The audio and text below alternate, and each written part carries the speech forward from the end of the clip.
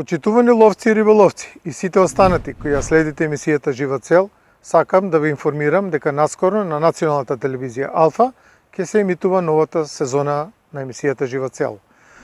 Во оваа емисија ќе бидат обработувани темите од соколарството и соколарите во Република Македонија како една гранка од ловството.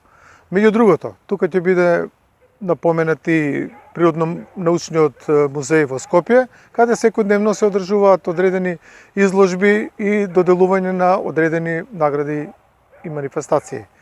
За што точно ви говорам, ќе бидете запознаени во самата емисија. Гледајте не.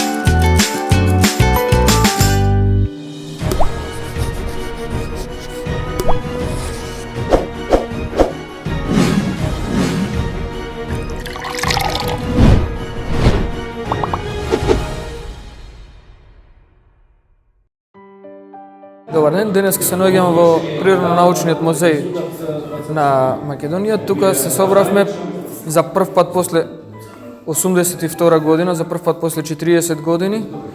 Ја организираме државната изложба на ловечки трофеи, кој е од големо значење како за државата, така за сите нас ловци. Дивечот е национално богатство кој представува непроценлива вредност и изложивме повеќе трофеи од цела Македонија, како што се предатори, така имаме срндаци, диви кози, што сме едни од најпознатите во државата, волкот е исто така, еревицата камењарка ни представува заштитен знак.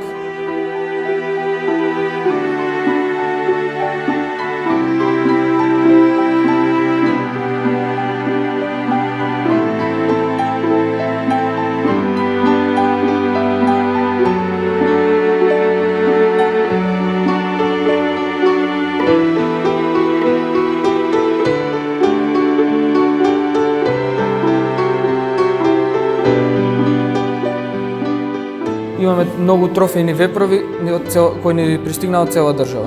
Имавме уште многу трофеи кои не успеавме да ги изложиме заради просторот кој бевме ограничени.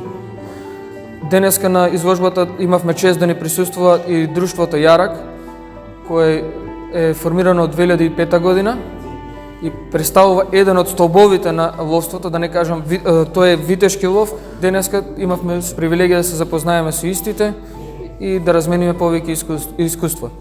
Исто така имаме привилегија денеска еден од најпознатите препаратори во Македонија да ни биде гостин и да ни пригоди дел од неговата техника за изработка на ловечки трофеи и препарирање, дермопрепарат.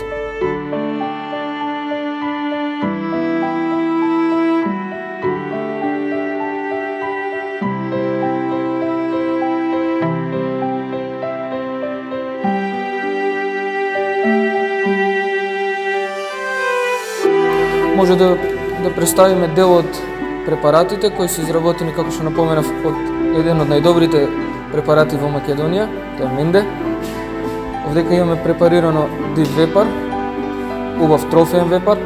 Исто така има препарати од срндак, волк, фазан. Имаме една полска еревица. Овдека е еден од трофеите по кои што сме најпознати и како држава. Тоа е волкот, трофеј кој е многу ценет меѓу ловците, тешко да се надмудри. Овдека ни е представена трофеј од мечка кој е мислам државен првак ќе ни биде. По евиденција досега што имаме оценет. Имаме многу трофеи од срндаци изложени од цела Македонија, кои скоро сите се во медалја, со мал исклучок на некој. Со задоволство да ја представиме нашата балканска дива коза, која е во срцето на секој ловец кој сака да ја отстрели и кој представува топ 10 дестинации во светот за лов во Македонија. Исто така напоменав дека имаме многу трофејни вепрови кои доаѓаат од цела Македонија, интересна генетика која е населувана и надвор во државата, се со цел да се постигнат трофејни примероци.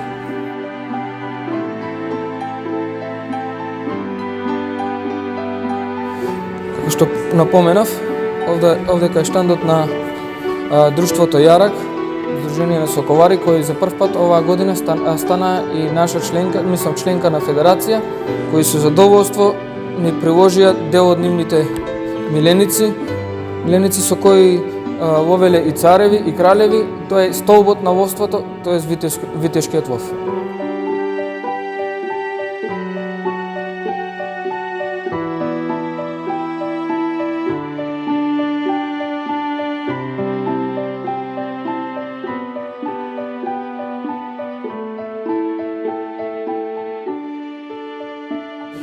И за крај сакам да се заблагодарам на целиот тим кој покажаа дека сложно можеме стварно да успееме, да покажеме со какво богатство располагаме и сето ова нема да беше тоа ако не работевме сложно.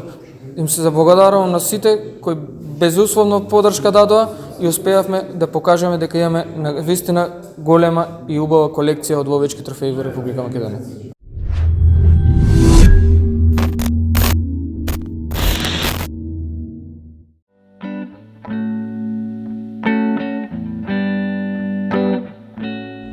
Ние сме Сдружение за заштита и одгледување птици грабливки Јарак од Скопје, регистрирана во 2005 година. Во 2006 година поднесовме барање за членство во Ловната федерација, меѓутоа тоа се изреализира дури пред 2 месеци. Огромна благодарност до Владко Алексовски, кој што имаше слух и не прими нас соколарите во Ловната федерација на Македонија. Инаку, лично јас се занимавам 23 години со соколарство. Големата љубов, пасија кон овие птици грабливки ме водела за да научам за нив, да имам интерес, да видам како живеат, со што се хранат, како се размножуваат, како на кој начин ловат, бидејќи сите птици грабливки имаат свои специфики. Во моментов пред мене имаме сив сокол, мажјак.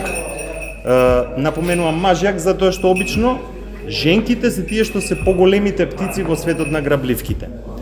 Значи ова е мал мажјак. Што е карактеристично за нив конкретно?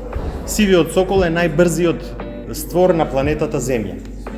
Во слободен пад од небото може да развие брзина, ратоломна брзина од 390 км на час, која што е веќе измерена, што значи дека во некои ситуации може би поголема брзина да развие. Адутот во ловот кај нив е брзината и висината од која што се обрушуваат на пленот кој што го ловат. Ловат значи исклучиво во воздухот, никогаш на земја, за разлика од останати птици грабливки, како, например, јастребите, кои што ловат и по земја. И плен кој што живее на самата земја. Околу опремата можам да ви споменам дека се работи за природни материјали во принцип. Ние соколарите се грижиме за сето тоа да биде на некој начин што по лесно за птицата. Во принцип се користи кожа, ставаме каишки кои што мораат слободно да ротираат околу ногата, тарзусот на птицата како не би ја стегале. Со тренинг птицата многу брзо се навикнува да толерира присуство на луѓе. Сега ќе речете зошто со капа е птица, затоа што во моментов има многу посетители и не би сакал да ја вознемирам. Околу соколите можам да ви кажам дека се едни од најзахтевните птици за дресура, затоа што за еден сокол да биде во можност да лови дивеч, мора минимум 3 до 4 пати во неделата вие да појдете и да работите со него. Значи, тие 3-4 пати неделно јас не ловам, туку му ја држувам неговата физичка кондиција, за да он еден ден биде во можност да се такмичи со дивеч. Околу храната можам да напоменам дека најчесто секогаш се користи месо во исхраната на птиците грабливки. Ке речете какво месо? Најчесто користиме еднодневни пилиња, препелици и така натаму. Ке речете зошто е вагава тука? Секој соколар мора да поседува вага прецизна до 1 грам, како ние би знаеле точно колку тежи нашата птица денеска, за да знаеме дали воопшто ќе се усудиме да ја пуштиме да лета денес. Што значи тоа дека ако е малку 5-10 грама да е изнад нејзината ловна тежина, тоа е веќе голем ризик за нас соколарите да ја изгубиме птицата. Затоа што сита птица нема потреба да лови. Пред мене може да видите дел од опремата соколарска, имено се работи за мамила. Што представува мамило? Тоа е имитација на птица која што планираме да ја ловиме со нашата грабливка. Најчесто на неј заврзуваме парче месо и нашите птици секогаш кога ќе бидат повикани од висините се враќаат на мамилото. Друг дел од опремата веќе ги слушнавте звончињата како тропаат птиците со нив. Звончињата се дел од традиционалната соколарска опрема, односно служеле во минатото луѓето да можат да ги пронедат птиците кои што уловиле во трските, во високото жито, во тревата, така ги наоѓале. Денеска користиме помодерни технологии. Јас ќе морам да станам за да ви покажам. Се работи, тоа ова не е најмодерната, се работи за радиотелеметрија.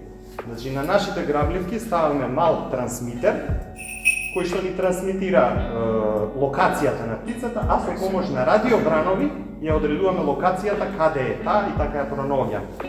Денеска имаме веќе GPS предавници предаватели кои што точно во буквално на 2 метра ви ја лоцира птицата каде е.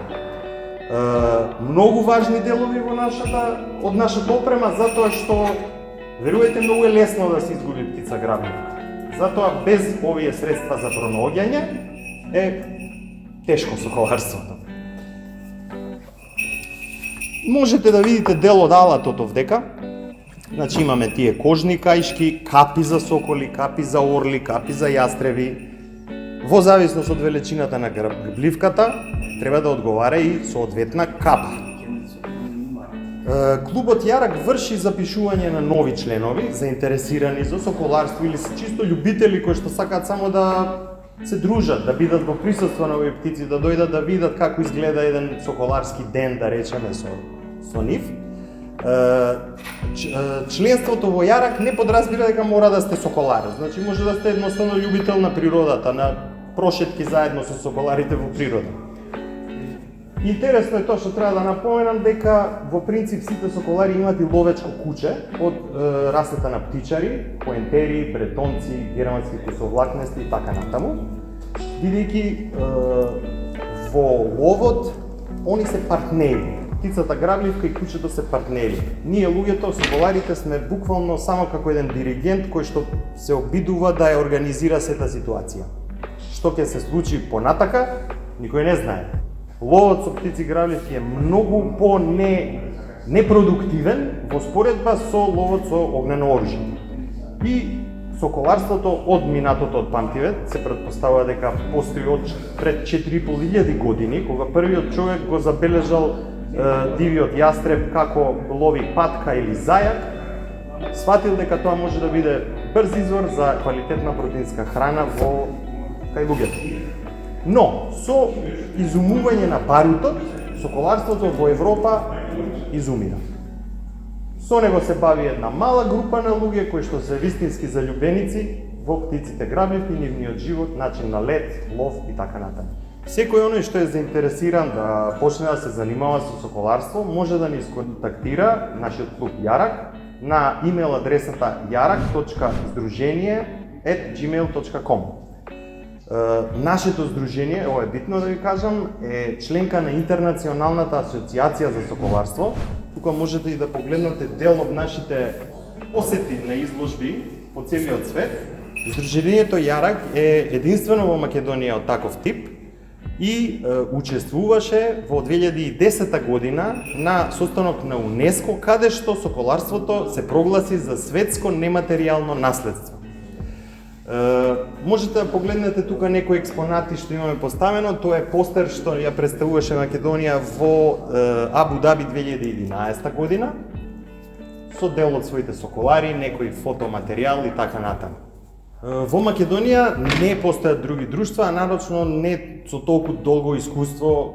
Као што ви кажав, ние сме од 2005-та, лично сум 23 години соколар, колегите се соколари повеќе од 10 години. Ние сме единствено легално признаено соколарско друштво во Македонија.